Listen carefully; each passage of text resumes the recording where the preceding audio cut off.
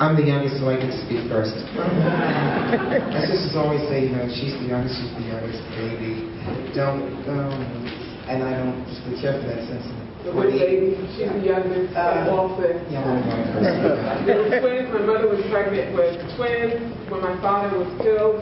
And Malaak and Malika, well actually Malika and Malaak were born in September 1965. 9:36 p.m. was a Tuesday and raining. That Malaak doesn't remember, so we're very grateful for her mother. It's a real pleasure to be with Uncle Peter, because that's who he is to us. Very dear friend to our family, and we appreciate his uncompromising loyalty to our family. Uncompromising. There's one thing the three of us share, that we were here in this space at the tragic moment 48 years ago. We deeply appreciate for all of you sharing this event with us at this momentous occasion, that so many still take my father's life and his legacy, including my mother's, Dr. Betty Shabazz, their message seriously, because frankly, as he said when they were going to tear it down, and Gil Noble, it convinced him to come and speak here. You are now standing in the house that Betty built, because this is a place of tragedy that has turned into triumph, human rights and social justice, partnership with Columbia University in the city of New York, 99 years lease, and we're only 7 years into it, so we have 92 years left and we're not going anywhere. How about that?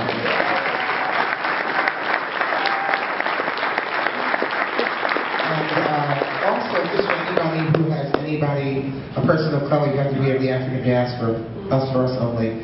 Columbia University has a scholarship, medical scholarship, Malcolm X scholarship, so if you have anybody who wants to go to medical school, if you're black, you have to prove you're black. If you're Chinese, Russian, whatever, somebody's got to be black all up in there, somewhere.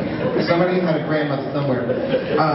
10 candidates split $500,000, it's $50,000. One-shot deal, we've graduated 96 doctors onto the Malcolm X scholarship. That's Dr. Betty Shabazz. Welcome to the house that Betty built. And we are pleased to host Professor Tariq Ramadan and the respondents, Dr. Ron Daniels, and our very own board member, Imam Talib, in this event this evening. And also May 19th, we'll be having a celebration for his birthday. So please join us. Thank you.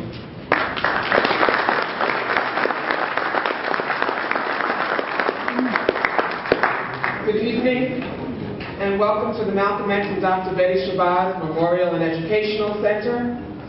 Our father was martyred here 47 years ago in that very section, and I'd like to acknowledge Brother Suleiman Sealy, who was our father's bodyguard, and we're so grateful to you always. Please stand.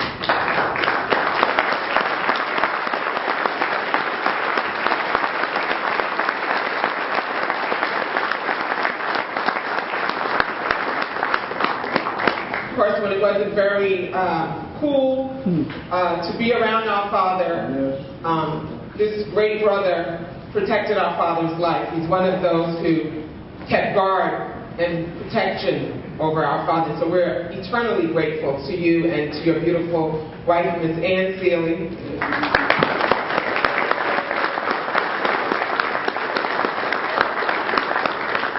We're grateful to all of those who assisted our mother, our family, to fulfill her dream of transforming this Audubon ballroom from a place of tragedy to one of triumph that would properly honor her husband's legacy.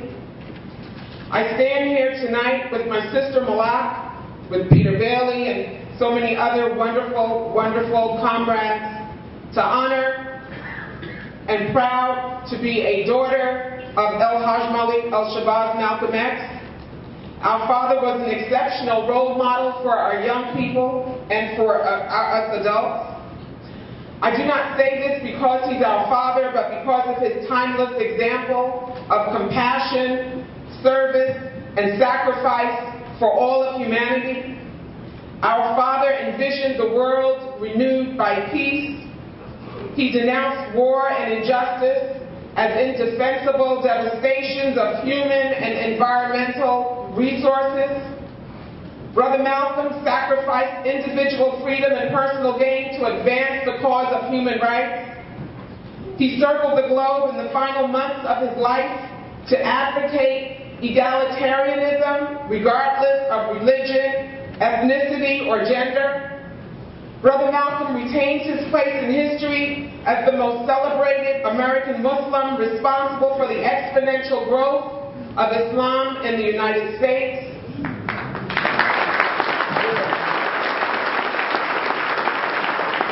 We should therefore be committed to illuminating his historical contribution to the world, including the global scope and relevance of his political, economic, and cultural agendas, so that future generations may benefit from his extraordinary legacy.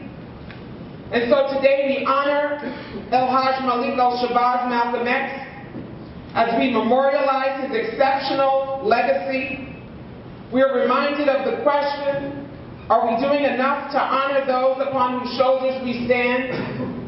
Those who survived the transatlantic slave trade, those who survived the degradation and inhumanity of slavery, the further violence and brutality of Jim Crowism and race discrimination, those who withstood the whips, the chains, the ropes, the dogs, the hoses, the billy clubs, and so much more. That's right. And my answer to these questions is simple. To the extent that we're taking responsibility for our families and our communities, to the extent that we're taking responsibility for the curricula taught to our children wherever they go to school, to the extent that we teach accurate history as the basis of healthy identity formation for all of us, to the extent that we accept responsibility to be the change that we seek, to the extent that we are working to ensure freedom, justice, and equality for all, regardless of race, creed, or gender, to the extent that we endeavor to seek peace.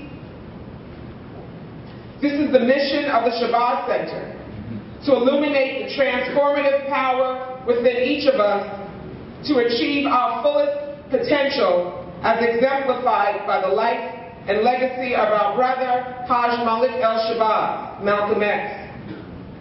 And so the board of directors and administrators of the Shabazz Center, along with the Shabazz family, welcome you to the 2013 Malcolm X Memorial, The Transformation of Brother Malcolm.